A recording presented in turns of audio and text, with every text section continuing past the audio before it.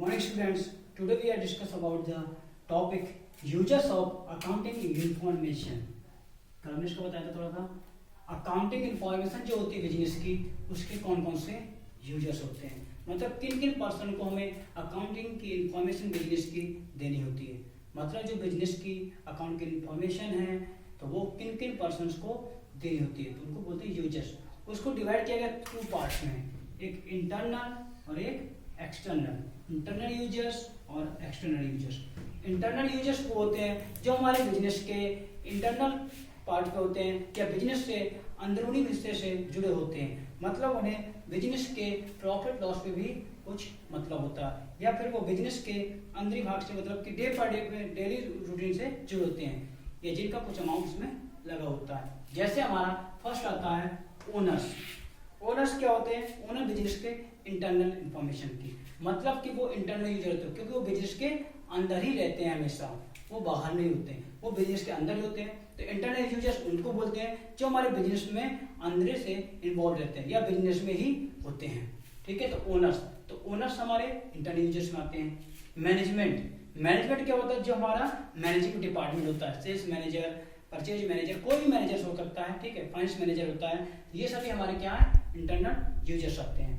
Employ and workers, जो हमारे employ हैं या वर्कर जो हमारे बिजनेस में काम कर रहे हैं वो भी हमारे इंटरनल यूजर्स में आते हैं। कभी कभी इन्हें हम एक्सटर्नल यूजर भी मान लेते हैं। तो इंटरनल यूजर हम उनको बोलते हैं जो हमारे बिजनेस में इंटरनली जुड़े होते हैं या बिजनेस में डेली रूटीन से जुड़े होते हैं।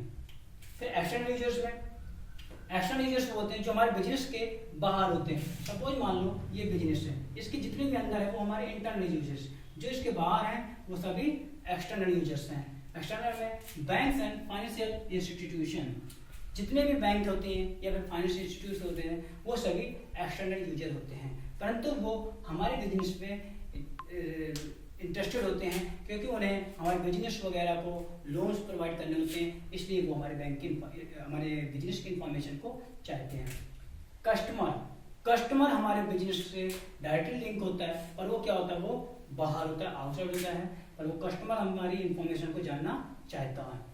इन्वेस्टर एंड पोटेंशियल इन्वेस्टर, कुछ बाहरी लोग होते हैं जो हमारे बिजनेस में इन्वेस्ट करना चाहते हैं, तो वो लोग भी हमारी इंफॉर्मेशन को पाना चाहते हैं, तो हमारे एक्सटर्नल यूजर्स होते हैं। क्रेडिटर्स मतलब होते हैं जिनसे हम रॉ मटेरियल परचेज करते हैं या कुछ अमाउंट लेते हैं, जैसे लेंडर्स हैं, सप्लायर्स हैं, तो वो सभी हमारे क्रेडिटर्स आते हैं, तो वो हमारे बिजनेस के बाहर होते हैं, तो उन्हें आउटसाइडर बोलते हैं। गवर्नमेंट अथॉरिटी जैसे टैक्स अथॉरिटी है, ये सब होती हैं सब्सिडी देने के लिए या फिर टैक्स पे करने के लिए, इन सब के लिए अथॉरिटी भी हमारे बिजनेस की इंफॉर्मेशन चाहिए इनको।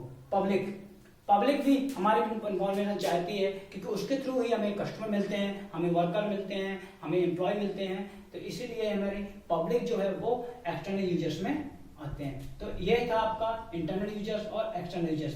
तो ये आप इस तरीके से उनको डिवाइड कर सकते हैं कि ये हमारे इंफॉर्मेशन से जुड़े होते हैं। इंटरनल यूजर जो हमारे बिजनेस के अंदर होते हैं और एक्सटर्नल यूजर जो हमारे बिजनेस से इंटरेस्टेड होते हैं पर वो बिजनेस के बाहर होते हैं।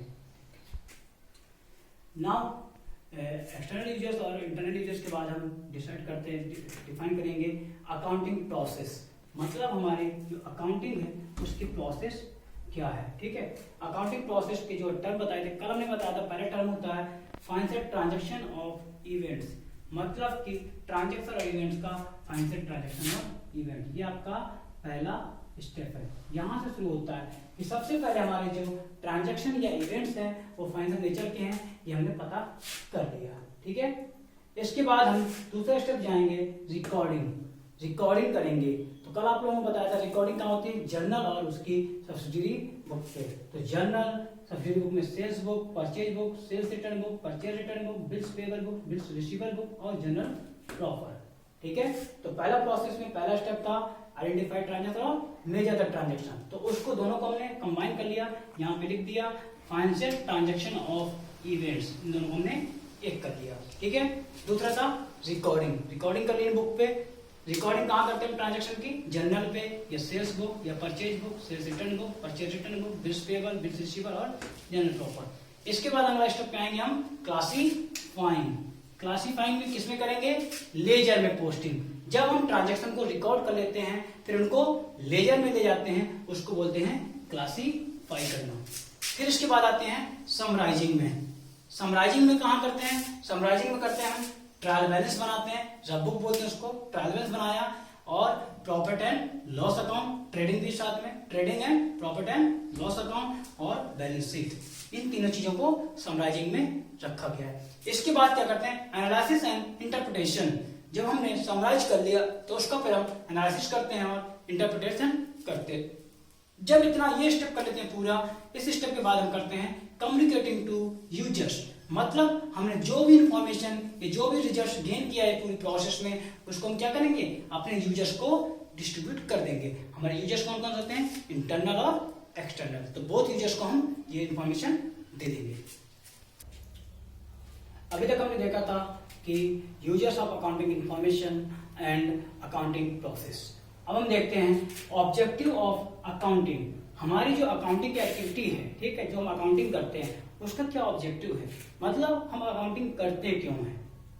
मतलब हमने अकाउंटिंग डेफिनेशन पढ़ा था, accounting is the art of recording, classifying and summarising in a significant manner in terms of money transaction, financial nature होनी चाहिए, transaction events at least of financial characters and interpreted result thereof. ठीक है, तो क्या है कि हम ये जो रिकॉर्डिंग, क्लासिफाइंग, समराइजिंग, रिजल्ट का इंटरप्रेट करना, ये सब करते क्यों है, इससे हमें क्या ऑब्जेक्ट है, मतलब क्या इससे हमें लाभ है।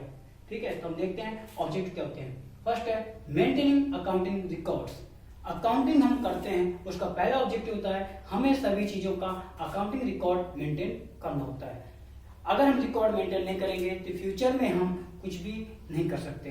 सपोज मान लो हमने रिकॉर्ड मेंटेन नहीं किया, हमें फ्यूचर में नहीं पता चलेगा कि हमने किससे अमाउंट कितना परचेज किया, किसको हमने कितना सेल्स किया। इसलिए हमें पहला अकाउंटिंग रिकॉर्ड मेंटेन करने में ये हेल्पफुल है। सेकंड है डिटरमाइनिंग प्रॉफिट और लॉस।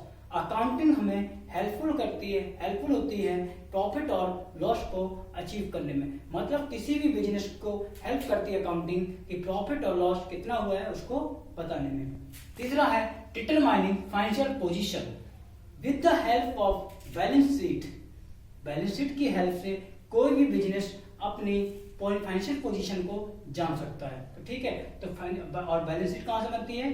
अकाउंटिंग से। तो अकाउंटिंग के थ्रू बैलेंस शीट बनती है और बैलेंस शीट के थ्रू हम फाइनेंशियल पोजीशन को डिटरमाइन करते हैं। चौथा है फैसिलिटेटिंग मैनेजमेंट। अकाउंटिंग के थ्रू ही हमें पता चलता है कि हमारे जो मैनेजमेंट है वो कितना अच्छा वर्क कर रहे हैं या नहीं कर रहे हैं। सपोज मान लो अकाउंटिंग नहीं है तो इन्फॉर्मेशन जो है हमारी मैनेजमेंट डिपार्टमेंट को नहीं मिलेगी, तो मैनेजमेंट डिपार्टमेंट क्या करेगा? वर्क नहीं कर पाएगा। इसलिए मैनेजमेंट को अच्छे से फैसिलिटेट करने के लिए अकाउंटिंग होना जरूरी है। Providing accounting information to users. मतलब जो हमारे यूजर्स हैं उनको अकाउंट की इंफॉर्मेशन को प्रोवाइड करने में भी अकाउंटिंग जो है वो हमारी हेल्पफुल है। With the help of accounting हम सभी अकाउंट प्रिपेयर करते हैं, ledger, journal, trial balance, balance sheet, profit and loss account. तो उनकी इंफॉर्मेशन हम यूजर्स को देते हैं। लास्ट है प्रोटेक्टिंग बिजनेस एसेट्स। अकाउंटिंग के थ्रू हम बैलेंस शीट बनाते हैं जिसमें हमारी एसेट्स लिखी होती हैं, जिससे क्या होता है हम अपनी एसेट्स को, बिजनेस के एसेट्स को बचा सकते हैं। कोई उसमें हेरा फेरी नहीं कर सकता, कोई विंडो ड्रेसिंग की चांस नहीं रहते हैं, कोई हमारे एसेट का चोरी नहीं कर सकता। ठीक है, तो मतलब है कि अकाउंटिंग के थ्रू हम ये सभी चीजें, 6 चीजें हैं जो हम प्राप्त करते हैं। इसलिए अकाउंटिंग हमारे लिए बहुत ही इंपॉर्टेंट